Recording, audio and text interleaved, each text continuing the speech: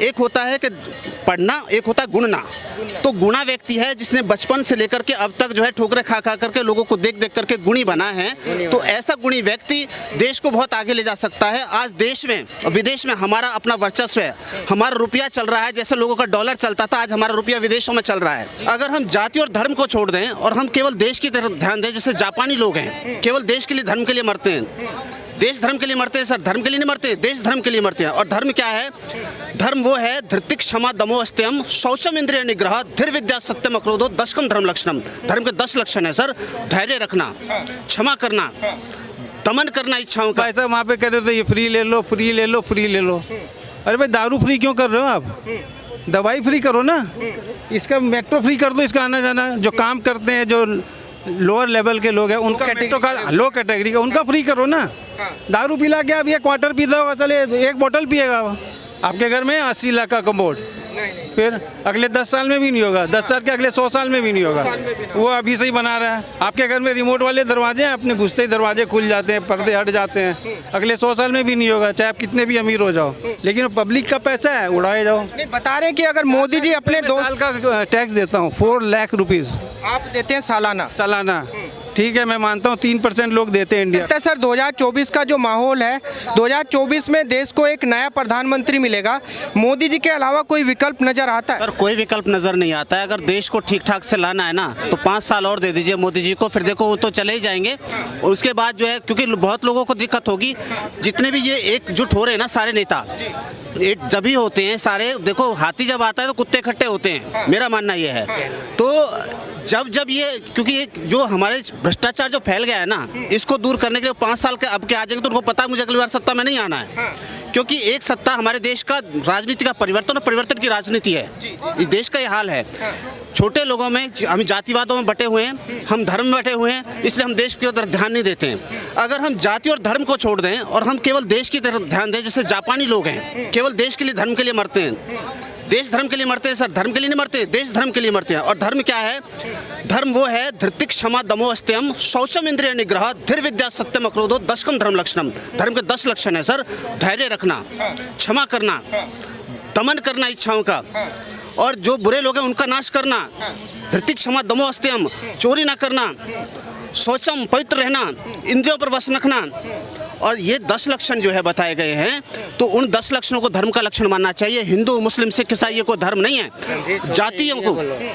जातियों को सर हमें क्या करना है कि जातियों से भी हमें हट कर के अलग काम करना है। जो हमारे ये जो बेचारे गरीब लोग तबका है, ये आज हैं तो इनको सबको स्थापित करने का मौका मिला है। लोग आते हैं, प्रलोभन देते हैं, इलेक्शन से पहले छोटे छोटे प्रलोभन देते हैं कि देखो जी हमने आपके लिए ये कर दिया, हमने आपके लिए वो कर दिया, लेकिन करता कोई कुछ नहीं है। सिर्फ हमारा ही पैसा है सर, हमारा ही पैसा हमको दिया जाता है।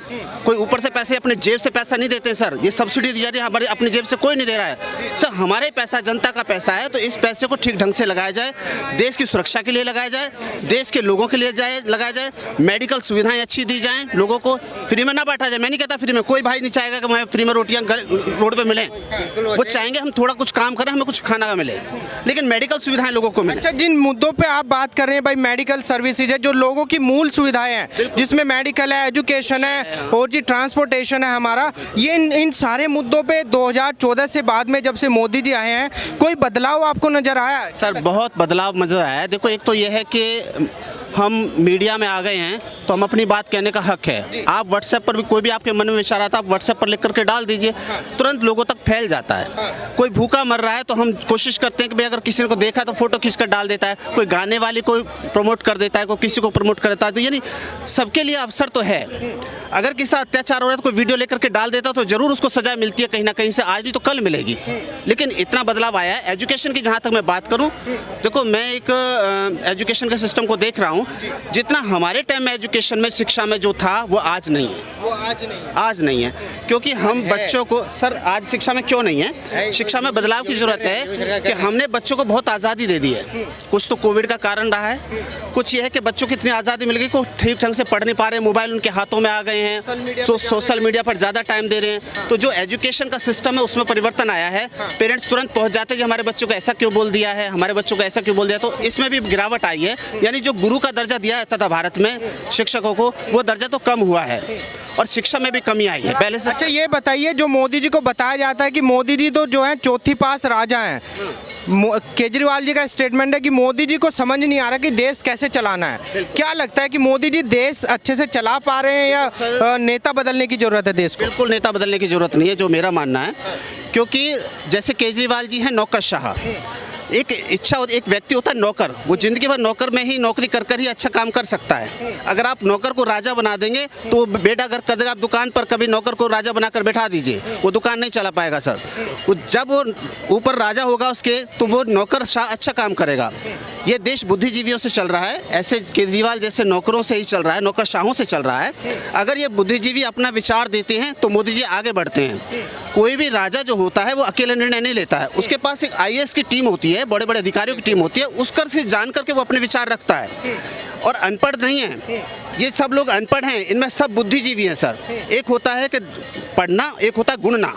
तो गुणा व्यक्ति है जिसने बचपन से लेकर के अब तक जो है ठोकरे खा खा करके लोगों को देख देख करके गुणी बना है, तो ऐसा गुणी व्यक्ति देश को बहुत आगे ले जा सकता है। आज देश में विदेश में हमारा अपना वर्चस्व है, हमारा रुपया चल रहा है, जैसे लोगों का डॉलर चलता था आज हमारा रुपया विदेशों में चल रहा है, तो हमें बड़ी खुशी है सर।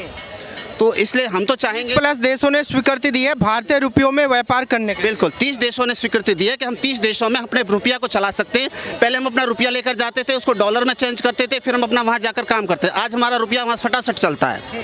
तो लोगों को समझना चाहिए सर, मेरा तो मानना यह है कि मोदी इज़ द बेस्ट। हाँ, उनके नीचे जो लोग हैं, उनके लिए जो नीचा नेता और जो हैं कुछ भ्रष्टाचारी नेता हैं, मोदी जी को चाहिए कि उन नेताओं को, भ्रष्टाचारी नेताओं को साइड करें, उनको उन पर जो है तंज कसें, ताकि जनता को भी लगे कि बीजेपी में भी अगर कोई गलत आदमी है तो उसको भी बीजेपी दूर करती है, मेरा मानना है। ये बताइए, भारत के अंदर दूसरे भी नेता हैं जिसमें हमारे नीतीश कुमार जी हैं, तेजस्वी यादव हैं, अखिलेश यादव हैं, युवा पीढ़ी के नेता माने जाते हैं। राहुल गांधी जी को भी युवा पीढ़ी का नेता ही कहा जाता है। मुझे ये बताइए, इन लोगों में आपको वो क्वालिटी नजर नहीं आती जो मोदी जी में है? क्या क्वालिटी है कि मोदी जी के आगे ये लोग ऑप्शन के तरीके से आते ही नहीं?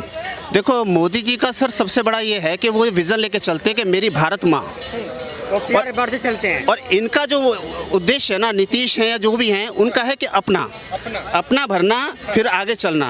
उनका उद्देश्य है कि पर सबका भरना फिर अपना देखना। अपना तो ऐसे देख ही रहे हैं, मैं समझता हूँ मोदी जी ने अभी भी 21 लाख रुपए जो है सुनने में आया है कि उन्होंने नीचे तबके लोगों में अपने बांट दिए हैं, उन्होंने अपनी पूंजी जो उनको तनख्वाह मिलती थी।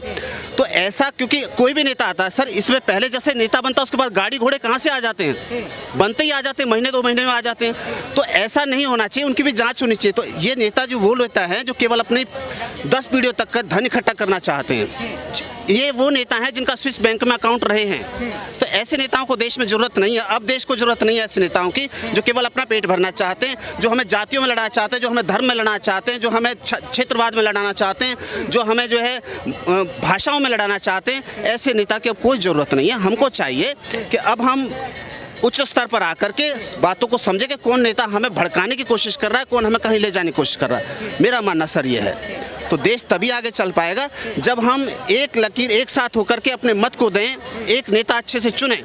क्योंकि जो भी नई सरकार आएगी, मान लीजिए धोतियों में नई सरकार आई, विभिन्न सरकारें बन करके आएंगी अगर, तो क्या होगा कि सरकारें बनने पर वो अपनी अपनी मर्जी कराएंगे, मेरा नेता निकलवा दीजिए, मेरा गुंडा निकलवा दीजिए, मेरा ये काम करवा दीजिए, नहीं तो मैं आपको समर्थन नहीं दूंगा।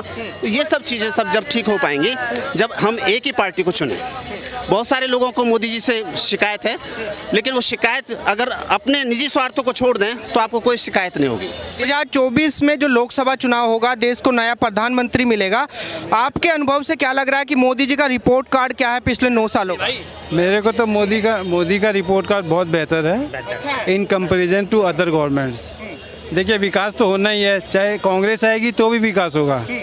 ऐसा नहीं है कि मोदी जी आए तभी विकास होगा, लेकिन अगर कंपेयर किया जाए पिछले 60 साल को इस 7 साल से, तो मोदी का परफॉर्मेंस ज़्यादा बेटर है, ज़्यादा अच्छा है। Yes, better। मोदी जी अभी जापान गए थे G7 की समिट में, वहाँ पे न्यू गिनी के प्रधानमंत्री ने उनके पैर छुए। उस बात को लेके विपक्ष हावी है मोदी जी को कि मोदी जी को ये सब कराना अच्छा लगता है। वो तो राहुल जी ने बोला कि वो भगवान को भी मना लेंगे, तो ये तो बहुत अच्छी बात है। अगर भगवान आपसे आपकी बात माना तो it is very good thing ना, कि मतलब भगवान आपसे सहमत है। सीधी सी बात है, वो तो अनशन बोलता है ना, वो तो हमारा संस्कार है। सवाल ये है सर, मोदी जी क्या वो काबिलियत रखते हैं कि दूसरे नेता उनके पैर छुए? वो पार्लियामेंट में पैर झुकाते हैं, सिर झुकाते हैं, वो हर जगह पे सिर झुकाते हैं, तो ठीक है, ये उनका संस्कार है। कोई नहीं झुकाता है इसका मतलब ये नहीं कि वो गलत है, लेकिन कोई झुकाता है तो वो चमचागिरी है या वो बोलना सही नहीं है। क्या मोदी जी वो काबिलियत रखते हैं कि हाँ नेता उनके आगे सर झुकाए, पैर झुकाएं? क्या वो व्यक्तित्व है मोदी जी का? नहीं, वो डिपेंड करता है सामने वाले के ऊपर कि वो कैसे मानता है ना। अब हो सकता है मोदी आपके सामने आए, आप सिर झुका दो, मेरे सामने आए ना झुकाओ, लेकिन इज्जत दोनों कर रहे हैं ना। इसका मतलब ये नहीं है कि आप गलत, मैं गलत हो गया कि मैंने सिर नहीं झुकाया, ऐसा नहीं है। जो काम करेगा बोलेगा। और जहाँ तक विरोध की, विपक्षी पार्टी की बात है, वो बस विरोध करने के लिए विरोध कर रहे हैं। एक तरफ केजरीवाल कहता है ये पीएम चोर है, एक तरफ कांग्रेस है वो गठबंधन भी नहीं करता, कांग्रेस कहता है ये बकवास है। टीएमसी वाले कहते हैं इसको हम साथ लेंगे, टीएमसी वाले कहते हैं कांग्रेस को हम साथ में नहीं लेंगे। तो मेरे हिसाब से एक फलसफा है कि अगर एक किनारे पे सियार, भालू हैं और ये सब इकट्ठे पानी पी रहे हैं और दूसरे सिर पे शेर है ना, तो इसका मतलब समझ लो वो बंदा सही है, ये सब चोर इकट्ठे हो रहे हैं। ये ऐसे केजरीवाल जी बता रहे हैं कि भाई मोदी जी जो है तानाशाही की राजनीति कर रहे हैं। अब चौथी पास राजा को ये समझ में नहीं आ रहा कि सरकार कैसे चलाऊं। केजरीवाल जी से पूछ लीजिए कि ज्ञानी जैल सिंह की एजुकेशन क्या थी, पता होगा शायद उनको, शायद आपको ही पता होगा। वो देश के राष्ट्रपति थे। और हमारी मुर्मू जी हैं, लेडी प्रेसिडेंट हैं, क्या क्वालिफिकेशन है? क्वालिफिकेशन कोई जस्टिफाई नहीं करता कि क्वालिफाई आदमी ही ऊपर जाएगा, ऐसा थोड़ी है यार। ये बच्चा भी ऊपर जा सकता है ना, कोई बिजनेसमैन बन जाएगा ये। एक तरफ तो केजरीवाल ने अब से 8-10 साल पहले बोला था कि भाई प्रधानमंत्री बनने के लिए इंसान के अंदर काबिलियत होनी चाहिए, एजुकेशन जरूरी नहीं है। यस, उसने बोला था। और केजरीवाल ने ये भी बोला था जब मैं मुख्यमंत्री बनूंगा तो कोई सैलरी नहीं लूंगा, ऑटो से जाऊंगा और फलाना ढिमकाना करूंगा। कहाँ गए वो? वास्ते की जरूरत के हिसाब से लेना पड़ रहा है, जरूरत के हिसाब से लेना पड़ता है, प्रोटोकॉल के हिसाब से सुरक्षा भी लेनी पड़ती है। सुरक्षा की बात नहीं कर रहा हूँ मैं, वो जो घर में सुरक्षा मिलती है, क्यों नहीं मिलती है? हर एक नेताओं को मिलती है। लेकिन वो घरों में जो इतने पैसे खर्च किए हैं वो प्रोटोकॉल है क्या? आपके घर में 80 लाख का कमोड, फिर अगले 10 साल में भी नहीं होगा, 10 साल के अगले 100 साल में भी नहीं होगा, वो अभी से ही बना रहा है। आपके घर में रिमोट वाले दरवाजे हैं, अपने घुसते ही दरवाजे खुल जाते हैं, पर्दे हट जाते हैं, अगले 100 साल में भी नहीं होगा, चाहे आप कितने भी अमीर हो जाओ। लेकिन वो पब्लिक का पैसा है, उड़ाए जाओ। नहीं, बता रहे हैं कि अगर मोदी जी अपने 2 साल का टैक्स देता हूँ, 4 लाख रुपीज़ आप देते हैं सालाना। ठीक है, मैं मानता हूँ 3% लोग देते हैं इंडिया के। ये आप भाई साहब वहाँ पे कहते थे ये फ्री ले लो, फ्री ले लो, फ्री ले लो। अरे भाई दारू फ्री क्यों कर रहे हो आप? दवाई फ्री करो ना, इसका मेट्रो फ्री कर दो, इसका आना जाना। जो काम करते हैं, जो लोअर लेवल के लोग हैं, उनका मेट्रो का, लो कैटेगरी का, उनका फ्री करो ना। दारू पिला के अब ये क्वार्टर पीता होगा, चले 1 बोतल पिएगा वो। ये ह्यूमन टेंडेंसी है भाई, आप दवाई फ्री करो, ये है मेरा मतलब। अच्छा ये बताइए, जो 2024 का माहौल बना है अभी, क्या लगता है कि जिस तरीके से बीजेपी लगातार हिमाचल हार गई, कर्नाटक हार गई, दोनों राज्य हार गई, राजस्थान का चुनाव होना है दिसंबर में। कर्नाटक में तो जो उसने बोल लिया था 40% कमीशन वाला, that was the main reason. Otherwise Karnataka में एंटी इनकम्बेंसी भी होती है, ये भी आपको पता होगा। हर 5 साल बाद वहाँ सरकार बदलती है। तो पिछले बार का बीजेपी थी, अब कांग्रेस आ गई, अगले बार फिर बीजेपी आ जाएगी, फिर कांग्रेस आ जाएगी। मेरा मतलब है चाहे कर्नाटक में बीजेपी आए चाहे कांग्रेस आए, every state should develop. Sir मुझे ये बताइए, आपने बहुत सारे प्रधानमंत्री मेरे हिसाब से देखे होंगे अब से पहले, मुझे ये बताइए मोदी जी के अंदर वो क्या क्वालिटी है जो दूसरे नेताओं में आपको नज़र नहीं आती? क्यों उनके अंदर वो काबिलियत नज़र नहीं आती कि वो भी कैंडिडेट हो सकते हैं पीएम के लिए? मोदी जी की सबसे अच्छी क्वालिटी, जो मेरी पर्सनल राय है, वो पब्लिक से कनेक्ट हो जाते हैं, पब्लिक से कनेक्ट बहुत जल्दी। और बाकी नेताओं को कनेक्ट होने में टाइम लगता है, फालतू बातें करते हैं। लेकिन मोदी में ये स्पेशलिटी है कि वो पब्लिक से फटाक से कनेक्शन में आ जाते हैं, तो इसलिए उनका लोकप्रियता ज़्यादा है। जैसे बता रहे हैं कि भाई मोदी जी तो जो है एक साधारण चाय वाले इंसान है, विपक्ष बता रहे कि मोदी जी तो साधारण चाय बेचने वाले इंसान है, वो देश कहाँ संभाल पाएंगे? अरे भैया, धीरू भाई अंबानी पेट्रोल पंप पे पेट्रोल डालता था, अंबानी का बाप। अब आप उसको बोलोगे ये कैसे बन गया? वह बिजनेसमैन है, बिजनेस करेगा। उसका बाप 5 रुपये तनख्वाह पे पेट्रोल पंप पे पेट्रोल डालता था। अब उसकी कितना बड़ा साम्राज्य हो गया, तो आप उसको बोलोगे नहीं जी ये कैसे बन गया इतना बड़ा, ऐसे ही है।